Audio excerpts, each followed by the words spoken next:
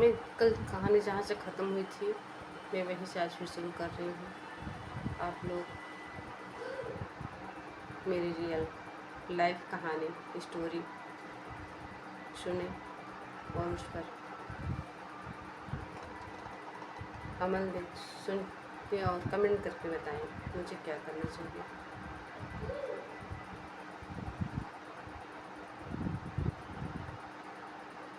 पहले तो मेरी सासू माँ बहुत ही अच्छी थी, ठीक थी। समय बीतता गया, हस्बैंड की डेथ हो गई। एक बेटा एक बेटी मेरे थे, तीसरा होने वाला था।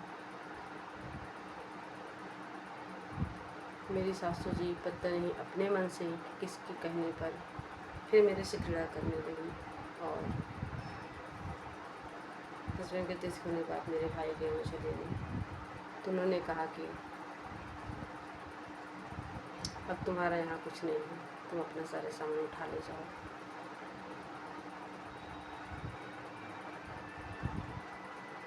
मैंने भाई की तरफ देखा, भाई ने मुझे चुप रहने का इशारा किया।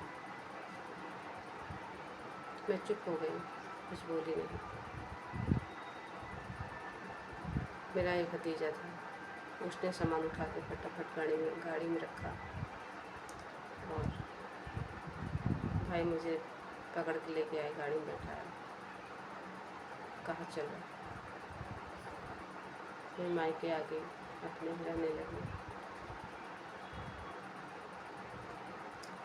समय बीतता गया। एक दिन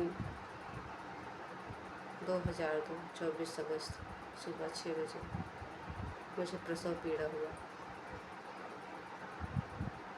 देखते ही देखते तो सब लोग हॉस्पिटल ले जाए, तब तक मेरा बेटा हो गया, छोटा वाला।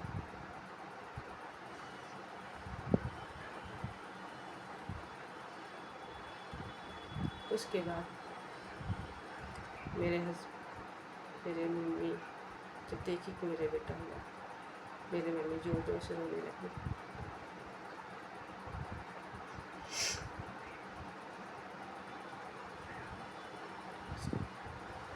कुछ देर बाद सबने बेटे को नहला धुलाया, मुझे बिस्तर पे किया। फिर 2-3 दिन बीता, मेरी तबीयत खराब हो गई, बहुत ज़्यादा तबीयत खराब। न मुझसे खाया जाए न पिया जाए। बस मुझे एक दिन चौथे दिन रात में अचानक से मुझे रात में ठंडी लगी और ठंडी के साथ साथ मुझे फीवर आ गया। फीवर इतना भयानक आया, कुछ देर तो मैंने बर्दाश्त की। उसके बाद मुझसे बर्दाश्त में जोर जोर से मैं रोने लगी। मेरी छोटी भाभी थी, वो सुनी। मेरे मम्मी पापा बाहर बरामदे में बैठे थे, उनको बुलाई तो फिर सब दौड़ दौड़ के आए। सब देखने लगे क्या हुआ क्या हुआ। मेरे से बोला नहीं जा मुझे क्या हो गया, बस मैं रोती जाऊँ रोती जाऊँ रोती जाऊँ। फिर बड़ी देर बाद सब ने मुझे चुप कराया। देखिए मेरी माँ तो मेरे सर पे हाथ रखी। मुझे बहुत ही तेज़ बुखार था। फिर उस समय दवा दिया गया, थोड़ा रात हुआ। फिर सुबह हुई, डॉक्टर बुलाए गए, डॉक्टर आए, उन्होंने मेरी इलाज करनी शुरू कर दी। कोई कहे झाड़ फूँक कराओ, कोई कहे कुछ कराओ, कोई कहे नज़र लगे, कोई मतलब सब ऐसे गए, सब कुछ करने लगे। फिर डॉक्टर भी आते थे, दवा हुआ, मैं ठीक हो गई 5-6 दिन बाद। फिर मैं बच्चे लेके मैं बाहर निकली। उसके बाद में अपना देखने लगी, बच्चों को केयर करने लगी। माँ बाप भी केयर करते थे, पहले तो सब केयर करते थे, लेकिन समय बीतता गया। सबको लगा कब यहीं पर रहेंगे, जाते तो कहाँ जाते। मैंने कल भी कहा था, औरतों का या तो मायका होता है या ससुराल, इसके अलावा कुछ नहीं होता।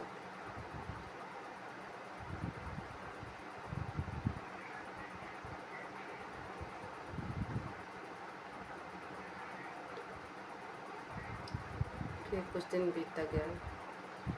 एक दिन मेरे गांव के प्रधान भैया आए। उन्होंने कहा कि बच्चे कुछ काम करोगी, बाहर निकलोगी थोड़ा मन बहलेगा, और घर में बैठी रहोगी तो बहुत परेशान रहोगी। तो हमने कहा भैया कहाँ जाएं, किसके पास जाएं, क्या काम मिलेगा।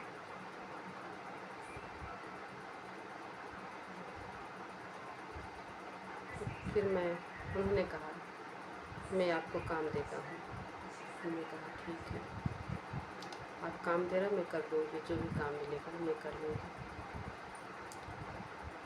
उसके बाद उन्होंने 2004 में शुरू हुआ था विद्यालय भोजन देना, मिड डे मील। इसी काम उन्होंने मुझे दिया।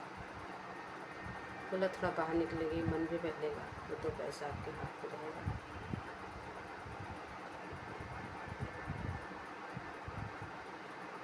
बस इस आज की कहानी दोस्तों यहीं तक।